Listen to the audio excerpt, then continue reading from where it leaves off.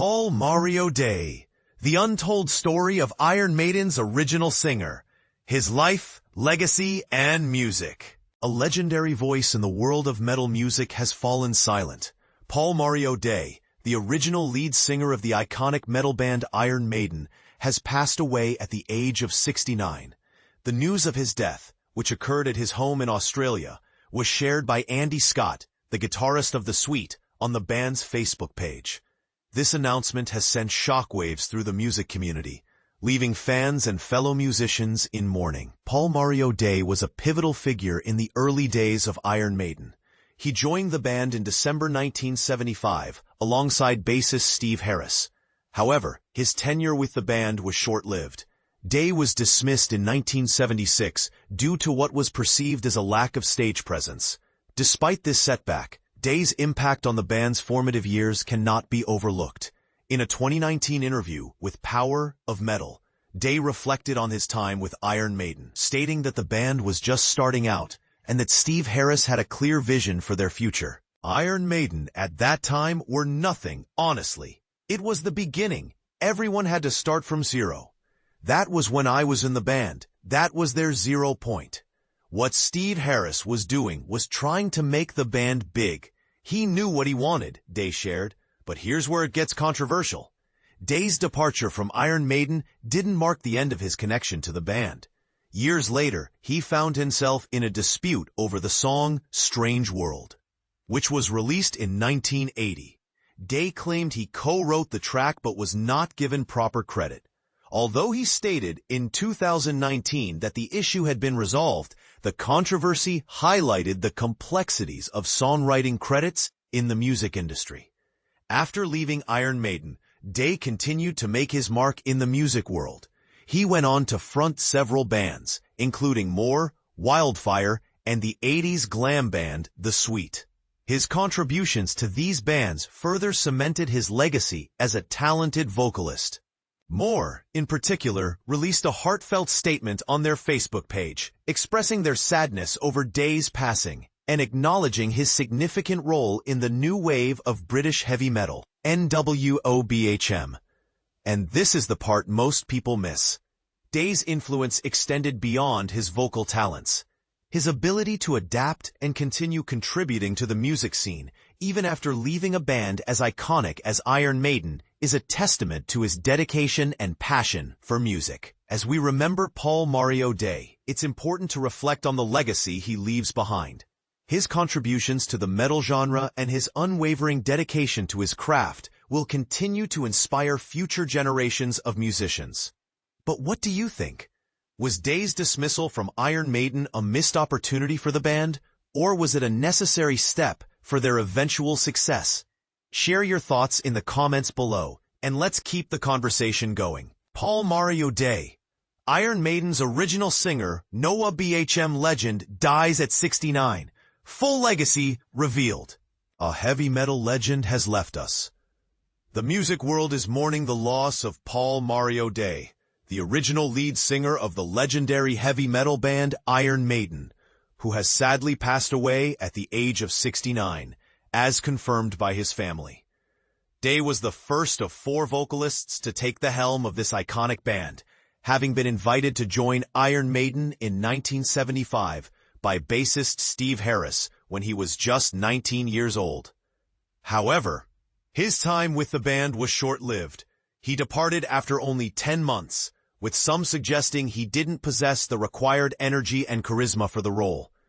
Reflecting on his early days with Iron Maiden, Day shared in a 2019 interview, "When I sang in Iron Maiden, it was a new pub band, and nobody wanted to see or hear them. We were all nobodies, trying to make the best music we could and fighting for an audience."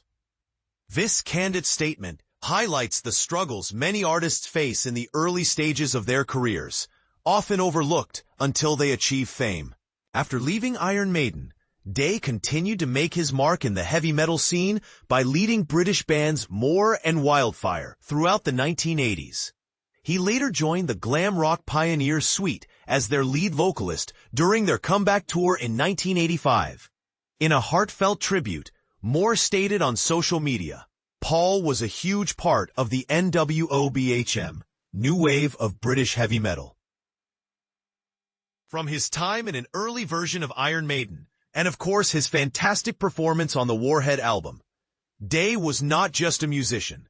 He was a beloved figure in British rock music, known for his memorable performances, including the iconic 1981 Monsters of Rock Festival at Castle Donington, where he shared the stage with legendary acts like AC/DC and Whitesnake. His contributions to the music industry were significant, and he toured with other notable artists such as Iron Maiden and Def Leppard. In the late 1980s, Day made a significant life change by relocating to Australia, where he continued to perform and share his passion for music until his passing. But here's where it gets controversial. Some may argue about the impact of early band dynamics on a musician's career trajectory. Did Day's departure from Iron Maiden hinder his potential, or did it allow him to explore other avenues that ultimately defined his legacy? What are your thoughts on the role of early experiences in shaping an artist's future? Do you believe that every setback can lead to a greater opportunity? Share your opinions in the comments. Paul Mario Day, the original Iron Maiden vocalist's legacy and impact on British heavy metal. The passing of a rock legend has left the music world mourning. Paul Mario Day, the original frontman of the iconic heavy metal band Iron Maiden, has died at the age of 69 after a battle with cancer.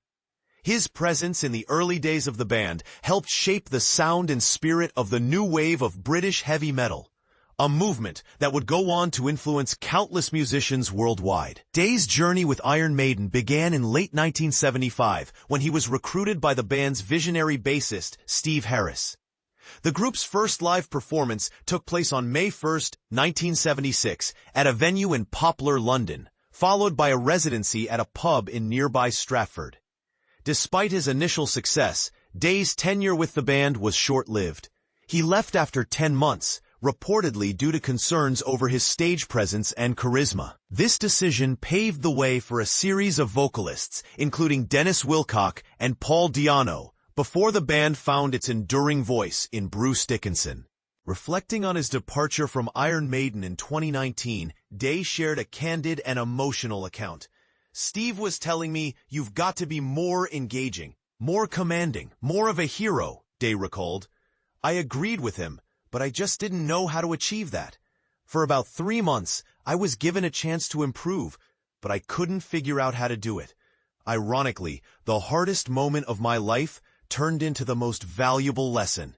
When I received the notice, I was devastated, but it changed me profoundly.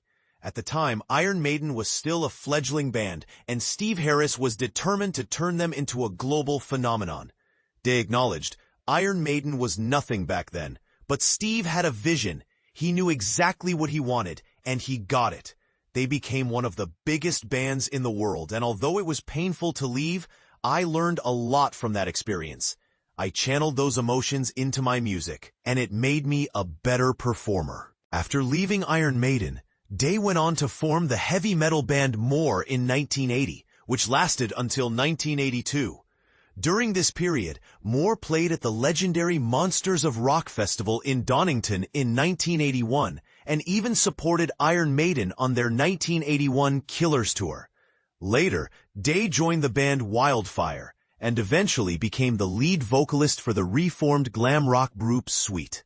Sweet's guitarist, Andy Scott, fondly remembered Day's contribution. "When Paul came to audition, we knew immediately that he was the right fit." In his later years, Day moved to Australia, where he continued to perform and share his passion for music. He spent his final days in a hospice, surrounded by care and support. Day is survived by his loving wife, Cecily. But here's where it gets controversial. Some fans argue that Day's dismissal from Iron Maiden was harsh and unjustified, while others believe it was a necessary step for the band's growth. What do you think? Was Day's departure a pivotal moment for Iron Maiden, or was it an unfair decision? Share your thoughts in the comments below.